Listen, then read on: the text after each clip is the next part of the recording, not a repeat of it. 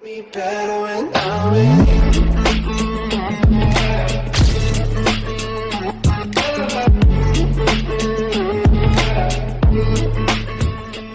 you. 이번 시간에는 이 트럼프와 페이스북에 대한 관계를 좀 이야기를 해보려고 하는데요. 얼마 전에 그 페이스북 사태가 터졌지 않습니까? 이 트럼프 캠프 선거 전략에 이 페이스북이 협조를 했다. 그리고 페이스북의 5천만 명의 이 활동 프로파일 데이터가 이용이 돼서 정치적 성향과 그에 따른 전략이 유용하게 이용되어 왔다. 그리고 페이스북은 트럼프의 이 승리의 숨은 조력자가 되었다. 뭐 이러한 지금 이 흐름이 뉴스에서 계속 나오고 있죠. 당연히 이제 페이스북 측에서는 말도 안 되는 이야기다라고 일축은 하고 있는데, 핵심은 이 페이스북이 직접적으로 이 트럼프 캠프를 지원을 해서 트럼프가 당선되도록 조력하지는 않았다는 거예요. 만약에 그렇다면 이 페이스북과 트럼프 사이에서 간접적으로 이 트럼프의 당선을 도와준 분명히 그러한 기업이 있을 거란 말이죠. 그래서 그 기업을 제가 찾아봤더니 바로 그 기업의 이름은요, 캠브리지 애널리티카라는 영국의 데이터 분석 업체였습니다. 캠브리지 대학의 알렉산드로 코간 교수의 연구용 앱을 통해서 이 창설이 된 캠브리지 애널리티카는요, 이 최고 책임자가 누구냐? 바로 트럼프의 오른팔이었던 스티브 배넌과 억망장자, 그러니까 트럼프의 지지자였습니다. 이 사람도 로버트 머서가 공동으로 창립한 회사입니다. 그리고 이 캠브리지 애널리티카가 바로 고객의 정보, 즉 페이스북을 통해서 분석을 하고 가공을 해서요, 트럼프 대선에 직접적으로 그 데이터를 제공을 했습니다. 자, 여기서 우리가 한 가지 분명히 깨달아야 되는 게 있죠. 바로 뭐냐면, 미국의 정치적인 이런 흐름을 미국 대선에서, 그리고 미국의 한 나라에서만 지금 그 시류를 만들어내는 게 아니고요, 영국에서도 미국의 대통령을 뽑기 위해서 조력을 하고 있다. 그리고 그러한 영향을 분명히 내비치고 있다는 것을 우리가 여기에서 분명히 알 수가 있습니다. 제가 전에 방송에서도 말씀드렸다시피 테러를 조장해서 자꾸 사람들에게 공포심을 심어주는 것도 영국이고요, 이러한 테러를 가지고 컨트롤하고 핸들링하는 나라는 미국입니다. 결국 영국이 당연히 영국의 힘을 가지고 그런 힘의 흐름을 짊어지고 있어야 대통령이 당선될 수 있다. 뭐 이러한 어느 정도의 초석을 우리가 엿볼 수 있고요. 그 다음에 페이스북 같은 경우는 이러한 영국과 미국의 어떤 가교 역할을 함으로 인해서 충분히 어떠한 대통령을 뽑아낼 수 있는 그러한 내재되어 있는 힘을 페이스북이 가지고 있다. 뭐 이 정도는 벌써 우리가 눈치챌 수가 있는 거죠. 또 영국 말고도 미국 정계에 지대한 영향을 주는 나라가 또 있죠. 그렇죠. 이스라엘입니다.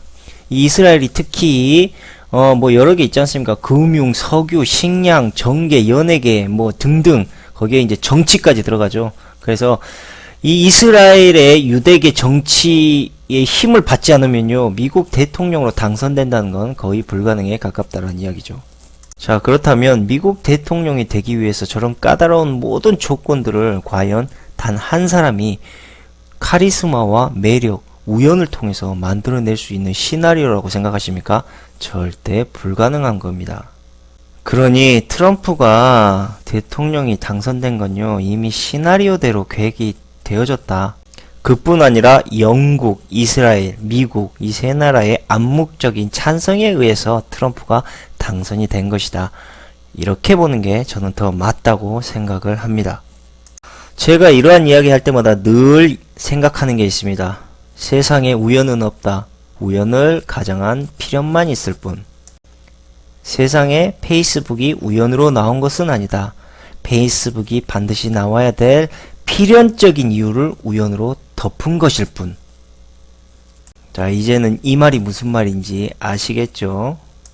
이렇게 우연을 가장한 필연적으로 만들어진 페이스북이 과연 어떻게 트럼프를 당선시킬 수 있었을까요? 이제부터 그것을 제가 이야기해 드리도록 하겠습니다. 페이스북이 트럼프 대통령 당선을 필연적인 힘으로 만들어낼 수 있었던 이유는요, 바로 이 페이스북의 좋아요라는 이런 시스템 때문입니다. 바로 이 좋아요를 분석해서 인종, 성적 취향, 정치적 신념, 이러한 정보들을요, 미리 예측할 수 있었고요. 개인 심리 프로파일을 만들어내서 찾아내는 그러한 시스템을 페이스북에 적용시켜서 데이터를 축출해 낸 겁니다. 이것을 만들어냈던 사람이 바로 마이클 코신스키라는 사람이고요. 이 사람의 이러한 분석 전략 데이터가 바로 트럼프를 백악관에 입성시키는데 큰 도움이 됐었고, 더 나아가서 대통령으로 당선시키는데 가장 큰 힘이 됐었다는 겁니다. 그리고 위키리스크의 설립자인 줄리안 어산지라는 사람이 있습니다. 이 사람은요, 러시아 뉴스 사이트 RT와의 인터뷰에서 페이스북을 가장 위협적인 감시 장비라고 불렀습니다.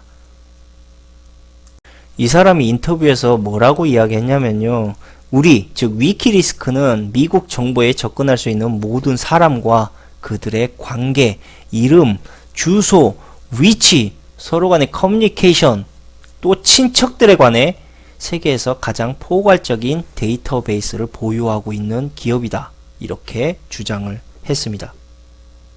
위키리스크는 뭐 우리가 다 알고 있죠. 비영리 기관이고, 그 다음에 뭐 익명의 제공자 자료를 쟤네들이 가져오기도 하고, 그 다음에 자체적으로 자기들이 가지고 있는 그러한 정보나 데이터, 그 다음에 비밀 문서 같은 것들을 폭로하는 그런 사이트죠. 그래서 상당히 음모론적인 사이트다, 뭐 이러한 이야기도 많이 나옵니다.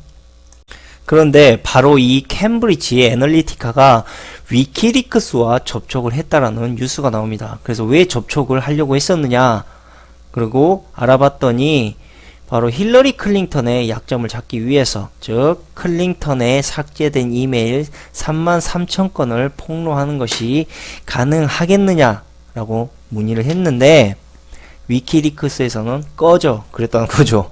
왜? 너희들 페이스북하고 놀잖아. 너희같이 지저분한 놈들하고는 안 놀아. 이렇게 된 거예요. 어쨌든 페이스북과 이 거래한 캠브리지 애널리티카의 이런 부도덕한 영업 형태, 이러한 시스템이 이제 도마에 오르고요. 다행히 위키리크스는 저놈들하고 같이 손을 잡지 않았기 때문에 큰 낭패를 현재 보지는 않았죠. 그래서 지금 이러한 상황을 언론이 페이스북을 궁지로 지금 내몰고 있는 그런 실정이고, 캠브리지 애널리티카가 얼마나 부도덕하고 지저분한 기업이냐면요, 이 영국 방송 4채널을 통해서 이 진실이 까발려지는 이런 영상이 나왔거든요.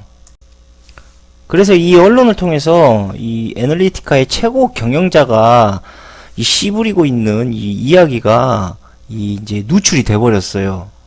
근데 이놈이 스리랑카 직원들의 공개석상에서 뭐라고 이야기했냐면, 우리 회사는 음지에서 여러 다른 수단으로 작업하는데 매우 익숙하다. 그러니까 지저분한 일을 한다 이거죠. 그리고 장기적이고 비밀스러운 관계를 맺기 희망한다. 이게 지금 딱 듣기에도 진짜 이거 지저분한 기업이라는 게 일단 대놓고 느껴지시죠? 그리고 더 이제 지저분한 이야기를 하는데, 우리는 후보자에게 돈을 주고 땅을 약속받기도 하고, 그리고 후보자의 집에 여자를 보내기도 한다. 특히 우크라이나의 여성들은 매우 아름답고 효과가 좋다. 이렇게까지 언급을 합니다. 그것뿐만이 아닙니다. 자신들이 세계 200개 이상의 선거에 비밀리에 개입을 했다라고 이야기도 하고요. 그 다음에 정치인들에게 매춘부와 뇌물을 제공한 뒤 이를 이용해서 협박을 하기도 했다. 이렇게 지금 떠벌렸어요.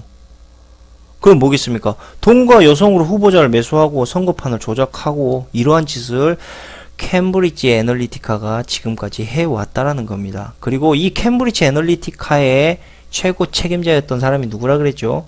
바로 스티브 배넌과 로버트 머서. 이렇게 지저분하고 더러운 짓거리를 하고 있는 게 트럼프 지금 캠프인데, 에? 왜 이렇게 정신들을 못 차리냐고, 내 말은. 이런 정보들이 나오고 있는데 도대체 그놈이 뭐가 정의롭고, 그 다음에 그놈이 하고 있는 게 도대체 유대인하고 뭘 싸우고 저항하고 있다라는 거지. 도대체 뭐 증거를 대보라고 그럴 만한 증거가. 에?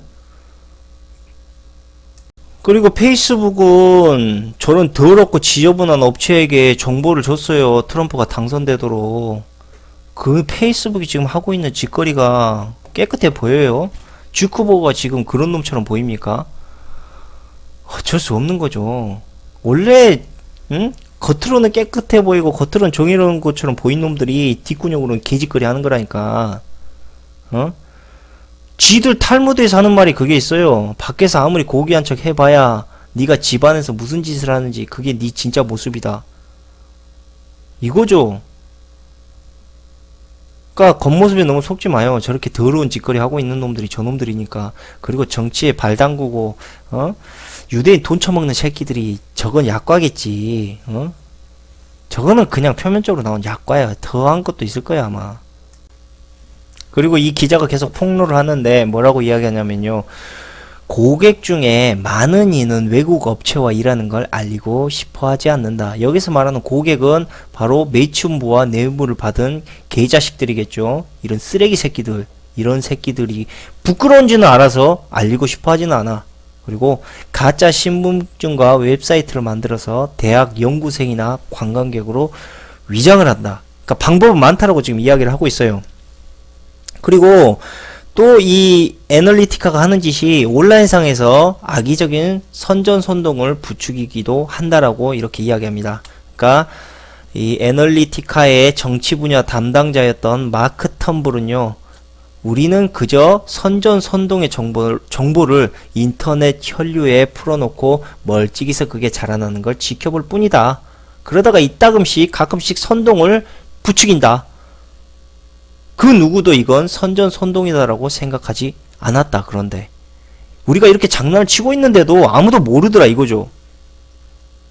이 캠브리지 애널리티카가 하고 있는 저러한 시스템을 그대로 지금 한국에서 일어나고 있는 현상과 한번 비교를 해보십시오. 자, 아까 했던 말 다시 되뇌어 볼게요. 우리는 그저 선전선동을 정보를 통해 인터넷 혈류에 풀어놓고 멀찍이서 그게 자라나는 걸 지켜본다. 자, 인터넷 혈류를 뭐라고 할까요? 자, 위키리스크, 페이스북. 자, 우리나라에 그렇게 음지로 움직이고 있는 사이트들 있죠. 특히 제가 대표적인 예로 하나 말씀드리면 일베가 있지 않습니까? 그리고 문제는 이걸 지켜만 보면 안 돼.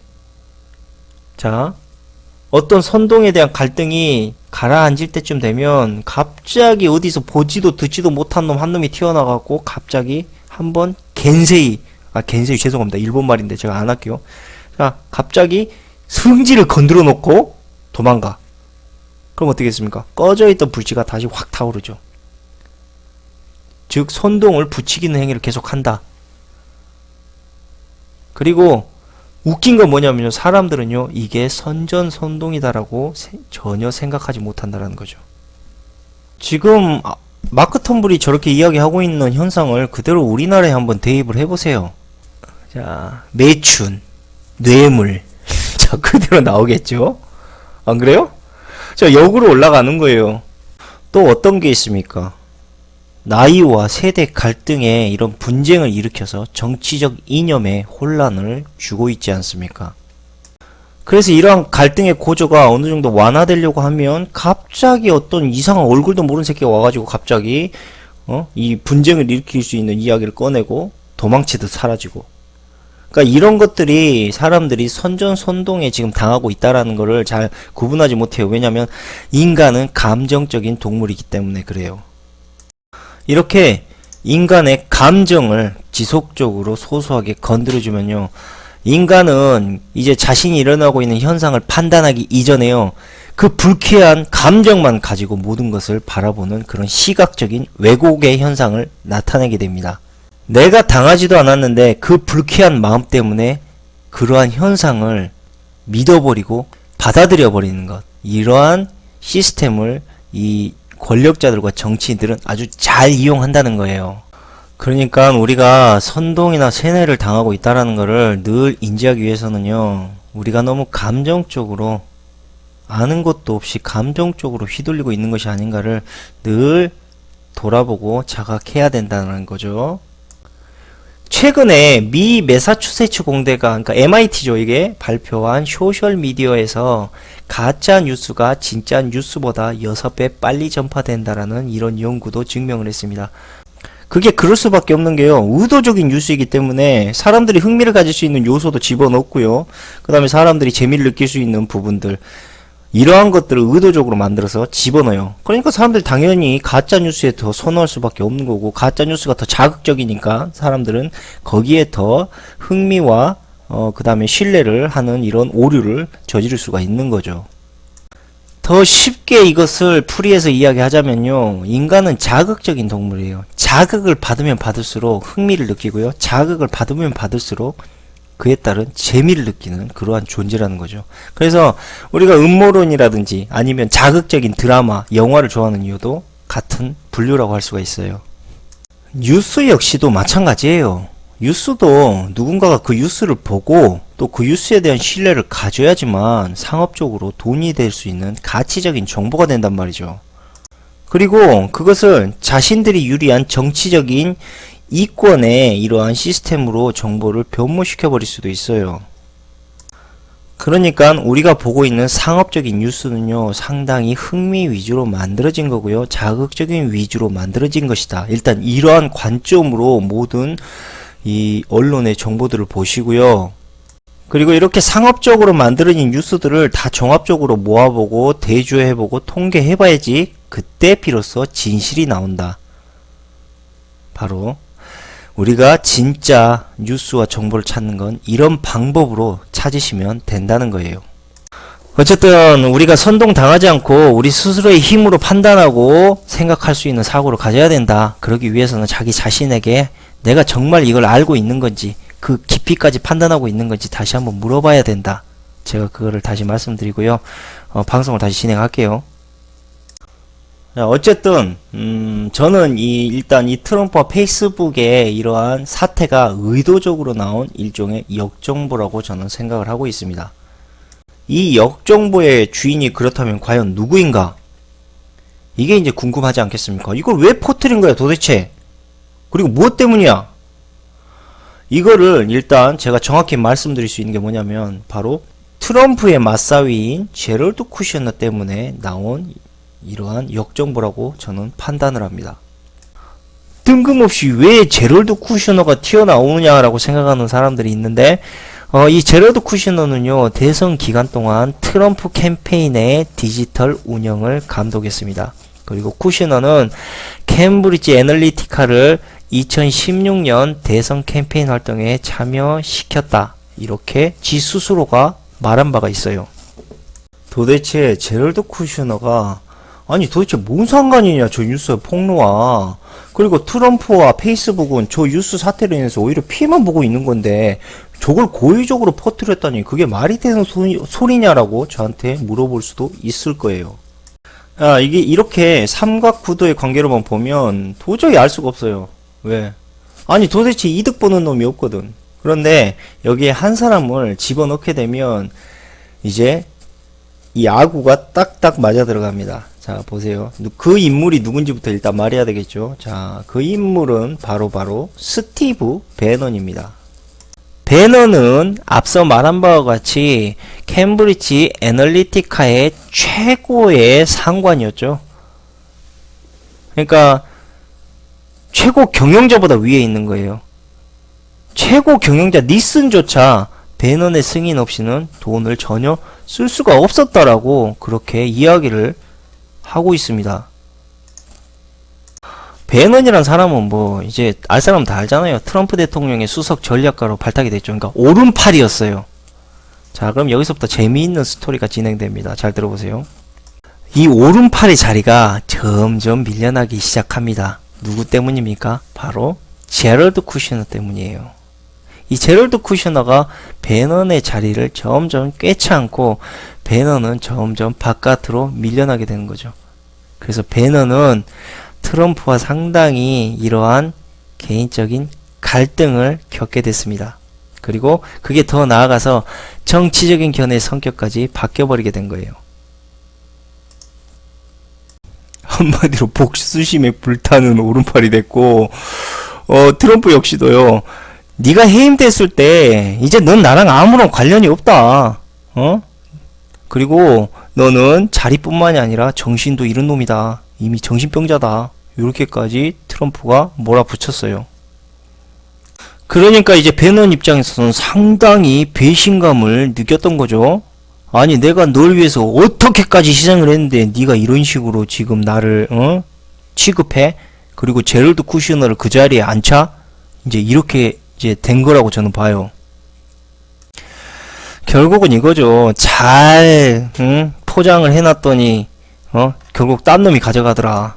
그 제럴드 쿠셔너가 이제 배넌이 잘 포장해둔 그런 음식을 그냥 가져가 버린 거죠. 쥐는 뭐 별로 한 것도 없이. 배넌 입장에서는 지금 벙찐 거고 존나 어이가 없는 상황인 거죠. 그리고 이제 제럴드 쿠셔너가 그 자리에 앉게 되니까 배넌은 어떻게 되겠어요? 당연히 쫓겨나야죠. 할 일이 없는데. 이렇게 배신당한 배넌이 이대로 물러설 리가 없죠. 결국은 이 배넌이 트럼프에게 악의적인 이빨을 드러내기 시작합니다. 자, 언론에서 이런 뉴스가 나오고 있습니다. 백악관서 쫓겨난 배넌, 트럼프의 한방 먹이다. 자, 자칭 스트리트 파이터라고 불리우는 스티브 배넌, 이 사람이 백악관 밖의 장애 전투에서 대승을 거두며 존재감을 과시했다라고 이렇게 뉴스에 나오는데, 12월에 예정된 엘라베마주 연방 상원의원 보궐선거를 위한 공화당 경선에서 자신이 지지한 후보를 당선시킨 겁니다. 엘라베마주 상원 보궐선거 경선이 상당히 핵심적인 이러한 전면 대결 양상이었다라고 볼 수 있는 게, 국수주의파의 대표 배넌과 공화당 주류의 대표 트럼프의 싸움이 됐었기 때문이에요. 그리고 더 나아가 이 경선의 대립적인 구도에서 승리한 배넌이 트럼프의 입지를 짓밟은 행위나 거의 다를 바가 없는 짓을 했습니다. 뭐라고 이야기했냐면요, 이 스트레인지를 지원한 공화당 주류는요, 미국에서 가장 부패하고 무능력한 집단이다, 이렇게 비난을 해버립니다. 그러니까 저건 트럼프한테 거의 손가락질을 한 수준이죠. 예를 들면 곧이어 이제 예를 들면 개가 주인을 무는 그런 상황이 와버린 거예요. 그런데 저게 더 치욕적인 패배가 뭐냐면요, 공화당 측에서는 저 엄청난 돈, 약 100억 원의 돈을 이 스트레인지가 이제 당선되도록 돈을 쏟아붓기도 했고요. 그 다음에 마크 펜스 부통령까지 나와가지고 지원 유세를 했는데도 이 졌단 말이에요. 거기에다가 부채질도 합니다. 뉴욕타임즈에서는 이 직접 유세까지 나섰는데, 니네들 어떻게 스트레인지의 당선을 이끌지 못했냐? 트럼프 니가 능력이 부족한 거 아니야? 영향력이 부족한 거 아니야? 알고 봤더니 별거 아니네. 이런 식으로 이야기를 하면서 트럼프의 이 앓고 있는 배를요, 한 번 더 명치를 날리는 그러한 행위를 해버린 거예요. 배넌이 이러한 식으로 계속 신경을 쓰이게 만드니까 트럼프 측에서는 이제 손 좀 봐줘야 되겠다, 이제 이런 생각이 들기 시작을 한 거죠. 그런데 여기에서 배넌을 딱 보면 제가 느낀 게, 얘는 영원한 2인자일 수밖에 없겠다라고 생각하는 게 바로 요 주둥이 단소, 주인을 갉아무는 저러한 행위를 너무 노골적으로 보여줬다는 거예요. 그러니까 멍청한 놈이 덫에 지가 물린 거죠. 트럼프는 절대 이 기회를 놓치고 싶지가 않겠죠. 이 화염과 분노라는 이 책도 없애버리자. 그래갖고 지금 트럼프가 법정 공방에 동시다발적으로 지금 배넌을 공격하는 입장에 왔습니다. 결국 이렇게 트럼프를 노골적으로 공격하고 비난을 했던 이런 사태가 트럼프 지지자들에게 이 등을 돌리게 되는, 이 배넌에게 등을 돌리게 되는 사태가 일어나기 시작했고, 트럼프는 이것이 기회다라고 생각하고, 기회가 왔다라고 생각하고 드디어 배넌에게 반격을 가하게 됩니다. 이 주인이 개를 무니까 이 트럼프 지지자들이 아니 어떻게 아무리 그래도 개가 주인을 물어, 이래갖고 이제 트럼프 지지층으로부터 괘씸죄를 이제 적용받아가지고 자기가 활동하고 있는 이제 그 핵심적인 기반, 즉 구구 성향 매체인 브레이트바트 뉴스 대표 중에서 사실상 물러난 것도 아니고 쫓겨났다고. 자, 이렇게 배넌이 약점을 잡혀서 흔들리고 있을 때 바로 페이스북과 트럼프의 개인정보 유출에 대한 이러한 정보를 강제적으로 퍼뜨려 버린 거라고 저는 생각을 해요. 왜? 그 이유가 뭐겠습니까? 아까 말씀드렸죠. 케임브리지 애널리티카의 이 선동과 관리를 맡았던 인물이 누굽니까? 그렇죠. 바로 배넌이에요. 배넌. 그러니까 배넌에게 한번 발을 걸어서 잡아뜨렸는데 위에서 밟아버린 거예요. 지금 페이스북이나 저런 뉴스가. 결국은 저 사태의 가장 큰 핵심적인 피해를 입게 될 사람은 배넌이라는 겁니다. 배넌은 지금 유대 세력들이 계속적으로 만들어 나가려고 하는 시스템을 방해해요. 트럼프를 계속 괴롭히면서. 그러니까 눈에 가시야. 그러니까 록펠러 선장이 주크버그도 저 새끼 눌러버리기 위해서 저런 뉴스를 퍼뜨리는 거라고요. 그리고 뉴스에 나왔듯이 싫습니다. 그럼 끝이야. 미안합니다. 제가 저런 기업이 있어서 우리 정보를 누출시키는지 몰랐습니다. 앞으로는 주의하겠습니다. 트럼프는 예를 들자면 이러죠. 나 저 새끼한테 저런 거 시킨 적 없어. 나 저런 거 하는지 몰랐어요. 그럼 누가 책임질 건데? 캠브리지 애널리티카의 최고 경영자도 배넌이 다 시켰다. 특히 돈까지 쓰는데 배넌의 승인 없이는 못 썼다라고 하잖아요. 배넌 완전히 저격 봐버린 거예요. 이번 뉴스로. 그리고 지금 주크버그가 자신의 잘못을 인정을 하고 있는데 그 책임을 지금 어디로 돌리고 있는지 보세요. 지금 배넌으로 돌리고 있어요. 배넌으로. 그러니까 이 모든 거는 배넌을 죽이기 위한 연극이었다. 이렇게 보시라는 거죠. 지금 이런 사태를 우리가 보면서 느낀 게 뭡니까? 그렇죠. 이제 페이스북은 단순하게 인류의 통제관리 시스템을 넘어서 이제 정치적인 어떤 시스템에 관여하고 직접적으로 통제하는 그러한 힘까지 지금 키워나가고 있다는 걸 우리가 여기에서 노골적으로 알 수가 있는 겁니다. 그리고 지금 4차 산업통에서 일어나고 있는 모든 시류들 메모리, 그 다음에 양자 컴퓨터, 그 다음에 전기자동차, 무인 인공지능, 자율주행, AI 다 2020년을 지금 목표로 하고 있습니다. 자, 2020년 떠오르면 또 한 가지 뭐가 있습니까? 그렇죠. 바로 미국 대선이 있지 않습니까? 대통령 선거. 그래서 뭐라고 여기에서 뉴스에서 나오냐면요. 2020년 미국 대선 누가 나오더라도 트럼프 꺾는다라는 뉴스가 나오고 있습니다. 왜 이 모든 것들 4차 산업에 대한 준비에 대한 목표가 왜 다 2020년으로 정해져 있을까요? 그리고 미국의 새로운 대통령에 대한 이러한 뉴스들이 나오고 있는 걸까요? 그리고 주크버그는 왜 정치에 대한 이야기가 나오고 있는 거고 대통령 취임에 대한 이야기가 나오고 있는 걸까요? 아직 여기까지 정확하게 우리가 확실히 알 수는 없지만 2020년이라는 기점이 우리에게 상당히 많은 무언적인 의미를 지금 주고 있습니다. 이건 좀 번외적인 이야기지만 빌 게이츠가 사회주의에 대한 이야기를 제가 했다고 말씀드리고 있지 않습니까? 이 사회주의 시스템의 기반을 핵심적으로 만들어 나가고 있는 바로 시스템이 오바마 케어입니다. 이 오바마 케어가 바로 보험료, 날로 치솟고 있는 이 보험료 때문에 중산층에게 엄청난 재정적인 부담을 안겨주고 있습니다. 자, 중산층이 없는, 올라갈 수 없는 사다리를 미국은 오바마 케어를 통해서 지금 실현을 하고 있고요. 트럼프 정부 역시도 오바마 케어의 무력화로 인해서 중산층을 살리겠다, 세금 혜택을 통해 살리겠다 하는데 이놈이 저지른 거 한번 보세요.